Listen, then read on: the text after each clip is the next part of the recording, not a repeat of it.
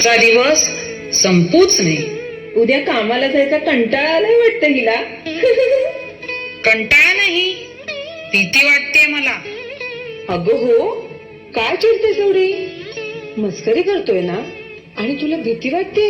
ती कसली?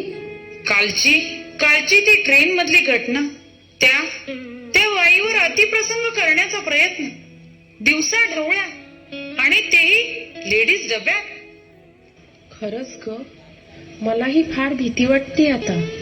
कधीही काहीही होईल असं वाटतं. आपल्या लहानपणी असं नव्हतं.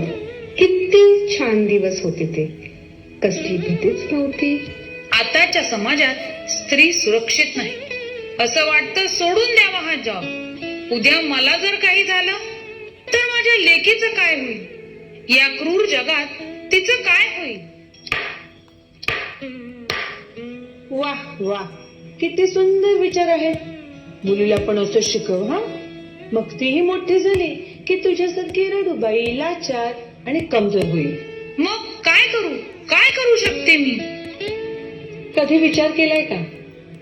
लग्नात नवरा नवरी असतात आणि नेक्स्ट डे त्यांचे नवरा बायको होतात. मुलगा मोठा झाला की वडील रिटायर होतात. पण आई नो रिटायरमेंट. शेवटी बाई मरते, पण तिची काळजी काही मरत नाही. पाहिलं, बाईला लाचार स्वतः तिच्या विचारानेच केलं आणि आपण मात्र जगाकडे बोट दाखवत राहिलो. स्त्री कधी लाचार दुबळी नव्हतीच. अहो, एक वेळ बाई कमजोर असेल, पण तिच्यातली आई कधी लाचार असू शकत नाही.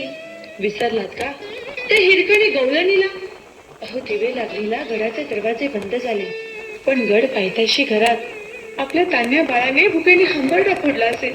या काळजीने जिथून खाली पाहताना क्षणभर मृत्यूचाही थरकाप होईल.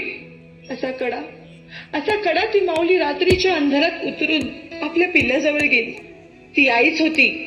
प्रसंगी मुलाकरिता माझी जाऊनी देखील समशेर हाती घेतलीच. आपण हे त्यांच्याच लेकी. परिस्थितीने किंवा आवडीमुळे आपण घराबाहेर पडतो, तेव्हा अशी अनेक संकटे समोर येतीलच.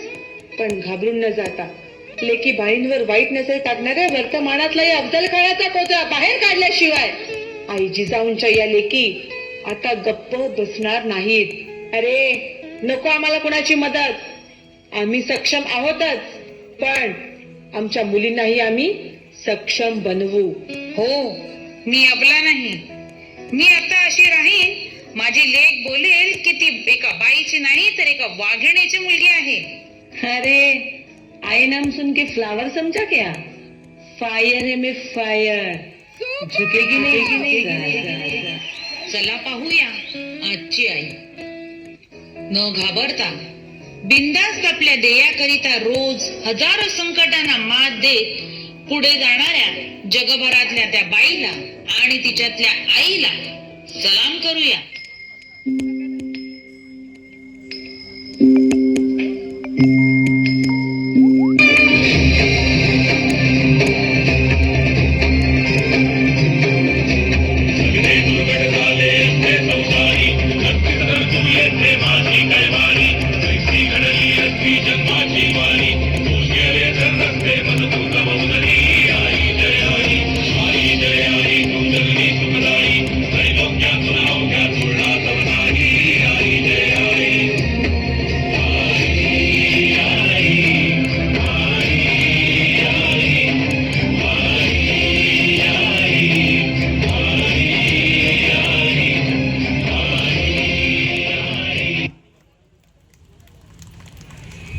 हॅलो,